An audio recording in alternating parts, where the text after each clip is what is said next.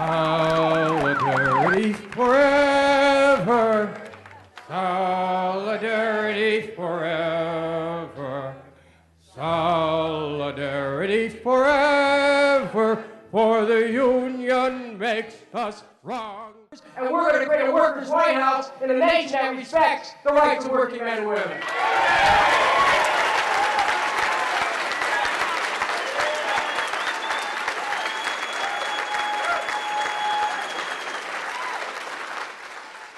Because what's happening in America today is that workers are ignored, the concentration of wealth is increasing, it's accelerating. The Bush tax cuts accelerated the concentration of wealth to the top. $1.5 trillion worth of tax cuts, most of them going to the wealthiest Americans. In this country today, the rich have been getting richer and the poor have been getting poorer. And when you say that, they say, oh, class warfare. Well, guess what? There is class warfare. We lost, you know. But you know what? We are going to reclaim the wealth of this nation and the workers' rightful role in being able to participate in not only creating wealth, but in sharing it. It's only fair that when people spend a lifetime working to create a strong economy in this country, that they have the opportunity to have a living wage, to have solid benefits, to have a decent retirement. That's not what's happening in America today, though, because what's happening is wages are going down when you compare it to the cost of living. Workers' benefits are going down. Retirement security is being shaken all over this country. What we see happening is a redistribution of the wealth upwards. And it's creating a condition in America where people's hopes are being smashed. I marched with many of you in 1999 in the streets of Seattle to call attention to the world community, about trade laws which don't work for people.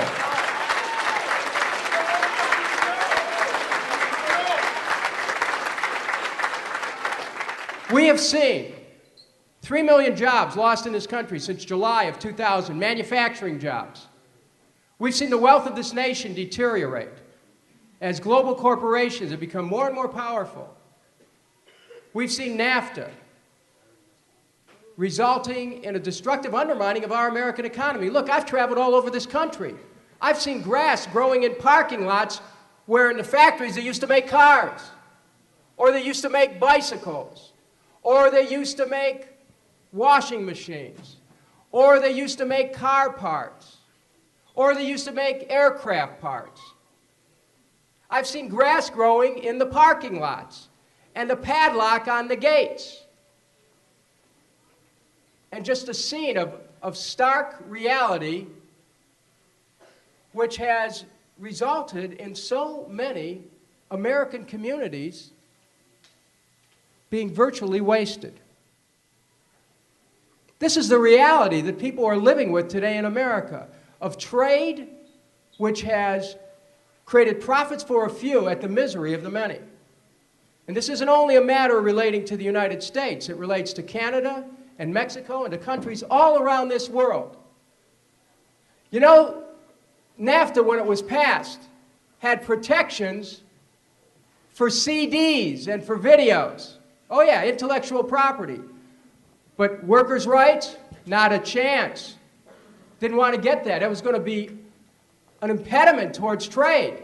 Think about that.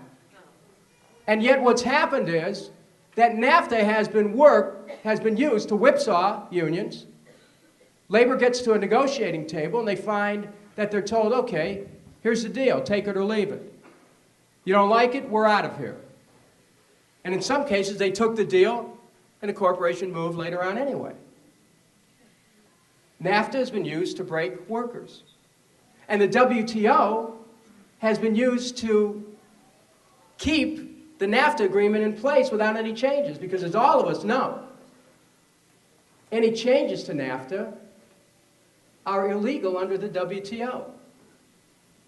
So this whole trade structure that's been set up has created a condition where the wealth keeps accelerating and the American workers and workers all over this country are feeling an adverse effect. I don't know how anyone could run for president as a Democrat and not recognize that. I don't know.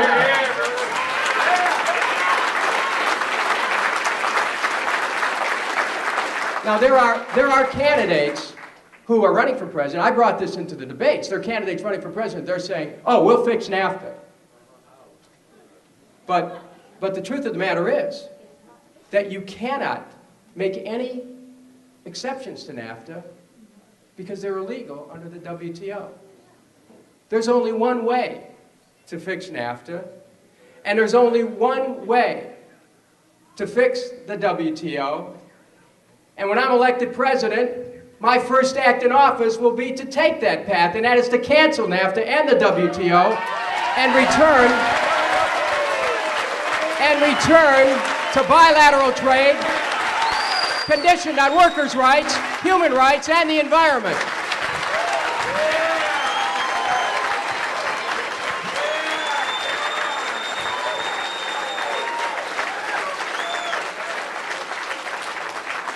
Because what's happening in America today? Workers are being beat down. Workers are finding they're struggling to hold on to their quality of life. They're struggling to hold on to their homes. How many Americans, you miss one paycheck, and you got to worry about whether or not you're going to be able to make the house payment. It's happening everywhere. How many Americans, they're out of work, and they got to worry about whether or not after COBRA runs out, whether they're going to be able to have and afford health insurance. How many Americans feel that pressure inside their family homes today, where if the wages get knocked down, where if the benefits are lost, where if retirement benefits are adversely affected, suddenly it changes the whole family's picture. It changes people's dreams. It changes what people worked a lifetime for. We can't let this country go back to the days when corporations ruled everything and workers had no say at all. We can't go back to the days of 16 tons. You load 16 tons, and what do you get? Another day older and deeper in debt. Saint Peter, don't you call me, as I can't go. I owe my soul to the company store. No more 16 tons in America. The American worker will not be crushed by corporations. The American worker will be lifted up, and the American worker will have his and her rights enshrined in a worker's White House, and those include the right to organize, the right to collective bargaining, the right to strike, the right to decent wages and benefits, the right to a safe workplace, the right to a secure retirement. We will have a workers' White House where those rights will be protected. No more 16 tons in America. It's time to recognize that we have just as much of a right, if not more right, to the claims of this nation than all the corporate interests put together. This is time for workers to have a chance to reclaim their country.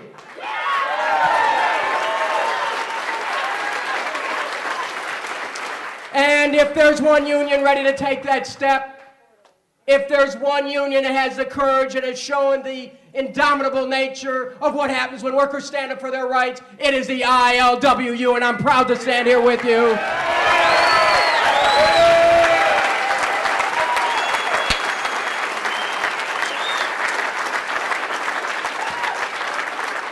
And what will it mean to have a workers' White House? Let me tell you what it will mean. It will mean that we together will lead the way to establishing universal health care, Medicare for all, single payer, where we're all covered, where all Americans are covered, no more health care for profit in America.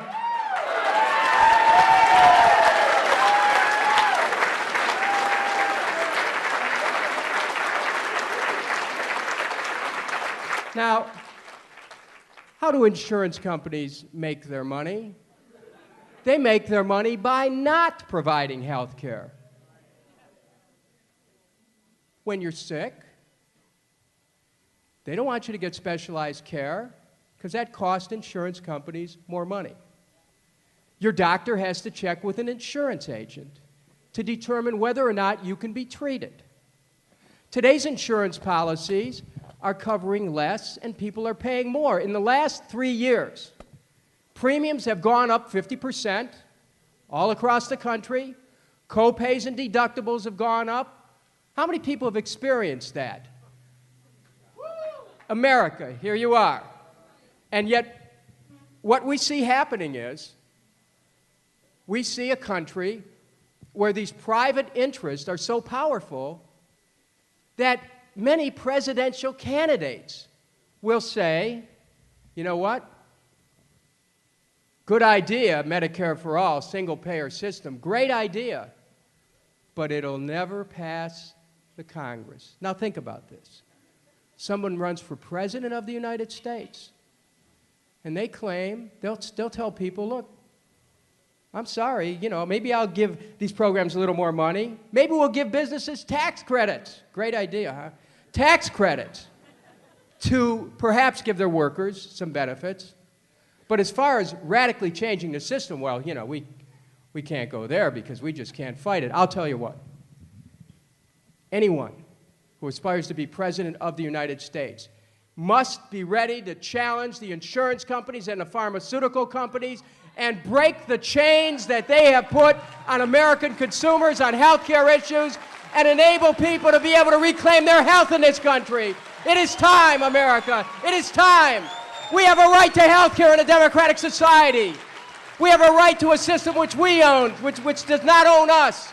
And the insurance companies today, they own us. The pharmaceutical companies today, they own us. And we're going to change that system to create universal, single-payer Medicare for all, which covers everything, which covers all medically necessary procedures, which covers complementary and alternative medicine.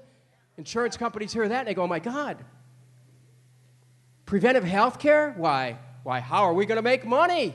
If people aren't sick, we can't make money. But if they do get sick, we don't want to cover it. What a system. This universal health care that we're talking about, every industrialized nation has it. Everyone.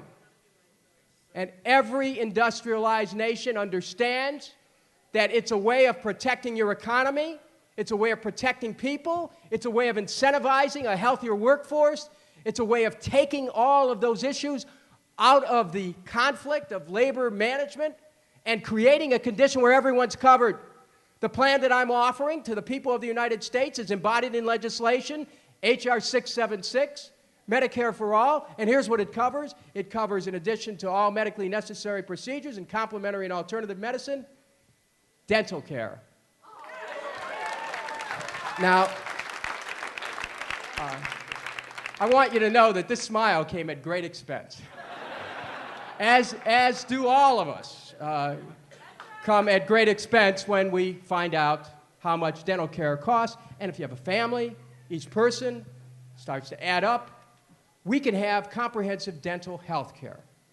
We can have vision care. We can have mental health care. Many families need that, they're not getting help. All covered. We can have long-term health care. Now, a lot of baby boomers sitting in this audience. We want to be healthy a long time, but suppose somebody in the family, could be a parent, requires health care over long term. How many people have to risk everything they've worked for their whole lives? Everyone faces that. You have an elderly parent, and you're right at the point where you got to worry about, you know, what's the nursing home going to cost, and can you afford it? Do you have to sign over your house, give over all your bank accounts, give over your life savings?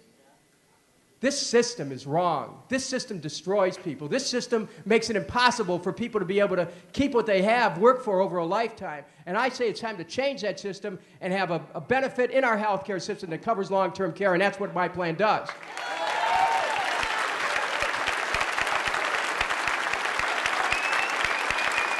And a prescription drug benefit. How many senior citizens? I know in my own district in Cleveland, Ohio, senior citizens are splitting their pills to make the prescriptions last. Let's tell the truth here. People are paying $400 or $500 a month, and sometimes more, for prescription drugs. Now think about that. Think about what that does to a budget. If you got to pay a few $100s or more a month, cuts into your budget for the house, for clothing, for food, for your children, for your parents. It cuts into a budget. Pharmaceutical companies' profits are through the roof. The pharmaceutical companies, a couple years ago, they raised $30 million for the Republican Party on the eve of a vote on prescription drugs. The pharmaceutical companies, a couple months ago, put a provision in Medicare legislation that took out cost containment or cost controls, which meant that a prescription drug benefit under Medicare is being used to try to break Medicare. That's how cynical this system is. That's why we need to have a comprehensive prescription drug benefit put right into Medicare for all. So never again will Americans have to worry about whether or not they can afford to keep healthy. Now let me tell you how much this costs. It costs the same amount of money that's in the system right now. We are paying right now for a universal standard of care, but we're not getting it. Where's our health care dollar going? Stock options, executive salaries, corporate profits, lobbying, advertising, marketing, paperwork. What does that have to do with health care? It has everything to do with corporate profits. This system is wrong. And when we change it, we put all that money that should be going into health care back into health care, and everyone in this country is covered. It is time that we stood up for the basic human rights of the American people and had health care, Medicare for all, single payer. This is the moment, and you're part of this new movement in this country.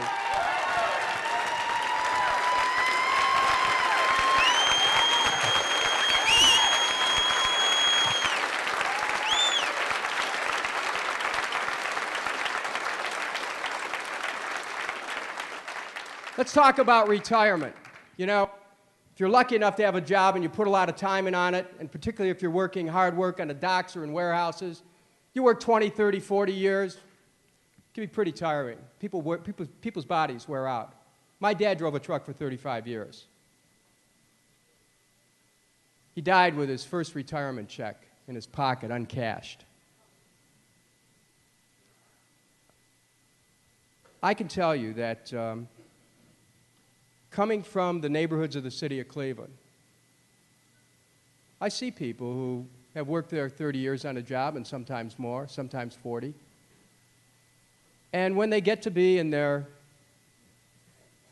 60s, if they want to retire, today what's happening is that retirement age keeps getting moved out.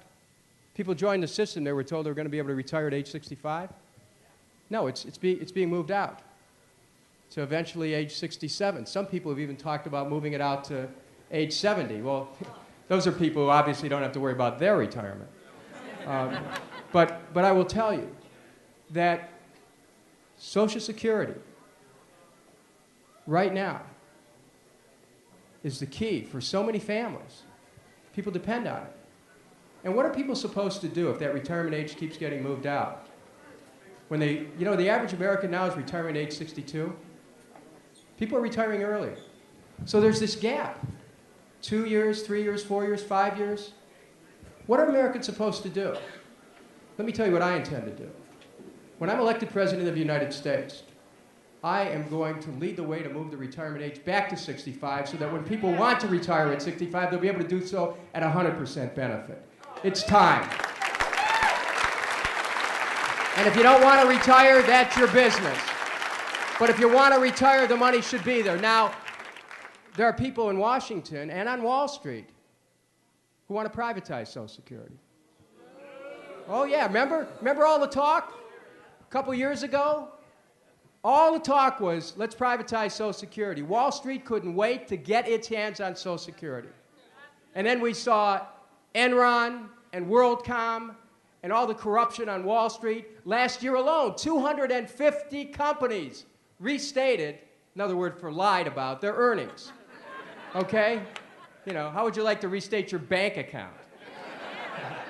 Yeah, well, they do that to their shareholders and their investors. They want to be able to privatize Social Security. All those privatization schemes are over when I'm elected president because that money belongs to Main Street, not Wall Street. Wall Street wants to make money, fine. Let them earn it honestly. It'll be a new experience for many of the people there.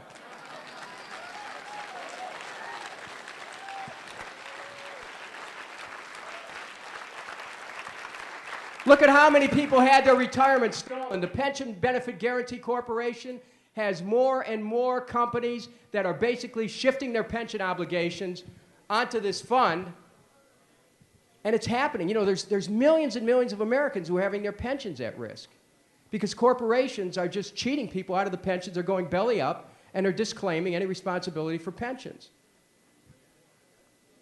What's happening in this country? It's like everything people work for a lifetime is at risk. That's why this is the moment we can create a shift. That's why to have someone who comes from the neighborhoods of a city, who grew up in the city of Cleveland, whose family understood what it's like to struggle to make ends meet. Let me tell you a quick story. When I was growing up in Cleveland, my family never owned a home. Family grew very quickly. Some of you will understand this because you may have had a similar experience. It grew very quickly, and so couldn't afford to buy a house. And so eventually the family expanded to 7 children. And as it expanded, we just kept getting moved out of the apartments we were in because the apartments were too small. So we'd move from place to place to place. By the time I was 17, we lived in 21 different places, including a couple cars. So I understand what people go through to try to struggle daily to make ends meet. That life can be wonderful if you have a little bit of security.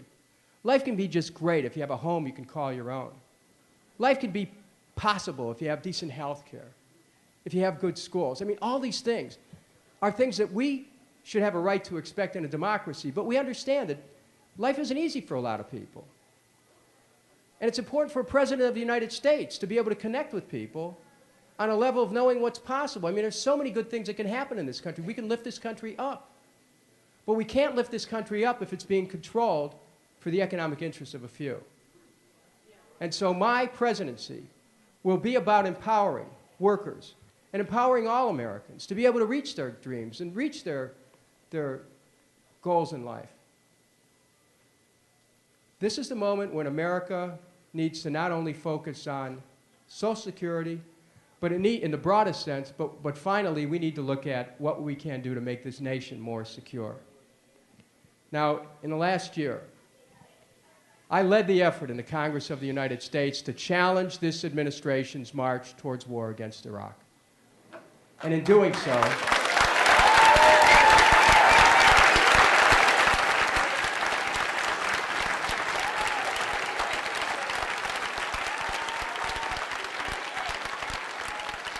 you know, the Bible says, you shall know the truth, and the truth shall set you free.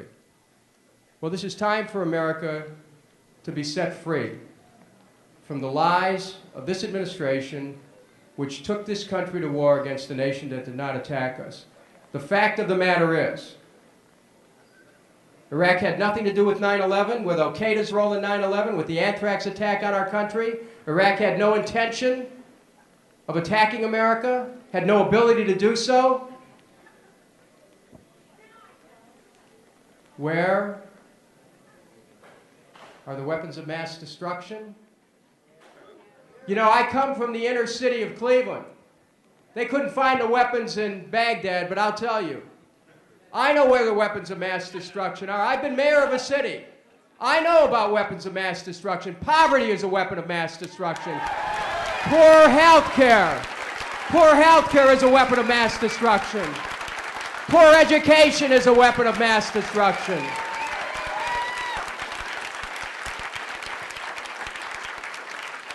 And we have conditions here in this country which we need to address, and we don't need to be running around the world looking for dragons to slay. We need to work with the world community on matters of international security, and as President of the United States, I'll reach out to the world community so that we can make America more safe and make the world more safe.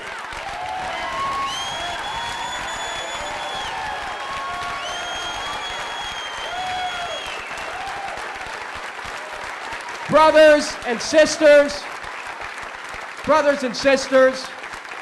fellow Americans, and citizens of a world where we aspire to peace, this is the moment when we get to challenge the fear that's settled in over this country, The fear that caused America to attack a country that did not attack us. The fear that caused a big buildup in the Pentagon spending at the expense of a whole domestic agenda. The fear that caused America to build new nuclear weapons.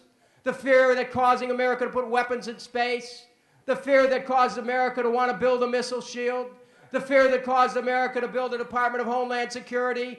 The fear that caused America to pass the Patriot Act. This is a moment for us to challenge the fear. Remember the message. Remember this message that's in this flag. This flag, the national anthem by Francis Scott Key talks about, does that star-spangled banner yet wave o'er the land of the free and the home of the brave? Does that star-spangled banner yet wave over the land of the free and the home of the brave? He made the connection between bravery and freedom, between courage and democracy. This is the moment that we need to call upon each other to find the essential courage that's in the heart of all Americans, and to stand up and to speak out, and to challenge laws which deprive us of our civil liberty, to challenge an administration which lied to get us into a war, to challenge an administration which seeks to crush the aspirations of American workers. This is the time for us to stand up, stand up, stand up, stand up, stand up, stand up for America, stand up for our dreams, stand up for our hopes, stand up for optimism, stand up for a new possibility, stand up for workers' rights. Let's do it. That's what it's about. 2004, let's regain the White House. Let's create an America that we can all be proud of. Thank you. Thank you.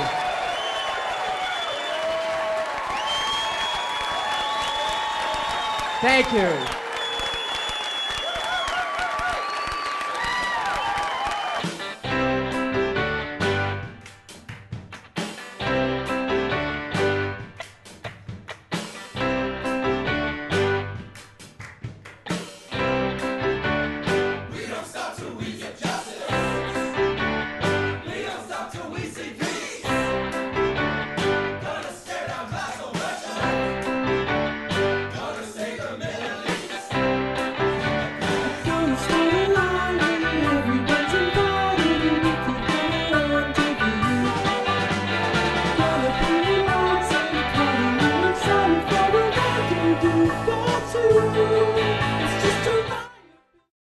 America, where people's hopes are being smashed. I marched with many of you in 1999 in the streets of Seattle to call attention to the world community, about trade laws which don't work for people.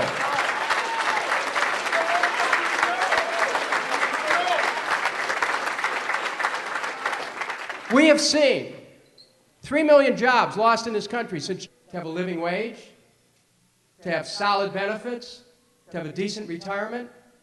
That's not what's happening in America today, though, because what's happening is wages are going down when you compare it to the cost of living. Workers' benefits are going down. Retirement security is being shaken. All over this country, what we see happening is a redistribution of the wealth upwards. And it's creating a condition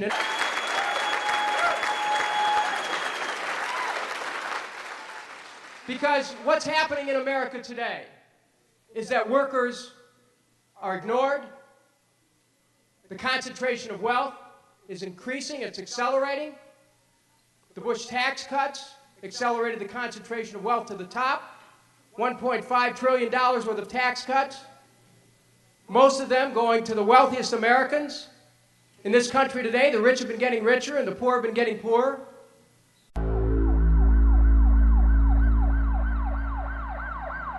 Solidarity forever, solidarity forever, solidarity forever. For the union makes us strong. And we're going to create a workers' White House in a nation that respects the rights of working men and women.